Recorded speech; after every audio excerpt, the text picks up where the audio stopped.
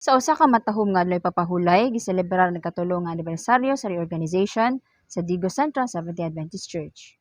Human sa pipila ka mga tuig tungod sa grasya sa Ginoo ang Digos Central Estate Church nabalik sa organisasyon sa Sisterhood Churches sa Iglesia ng Adventista karon na tuig 2024 mga ikatulo nga pagsaulog sa maong selebrasyon.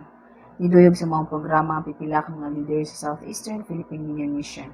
Presente sa maong adlaw presidente sa SEPUM na si Pastor Danielo Palomares ug ang Executive Secretary sa Nasulting Union na si Pastor Edwin Magdadaro nga mihatag og mga mensahe nga pagpadasig sa mga kaigsuonan di nakahatag usab og inspirasyon ug pagpalig-on sa pagtuo sa Ginoo.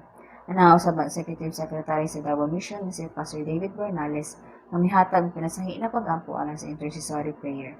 Usa kini ka espesyal nga adlaw sa paghinumdom sa mga kaagi niini nga simbahan ug karon malipayon na nagapartisipar sa mga programa ug aktibidades gikan sa union hangtod sa cluster. Kini nagapakita kung unsa kanindot ang plano ug lakang sa Ginoo kung kita magapadayon sa pagpangayo sa iyang giya sa tanang panghitabo.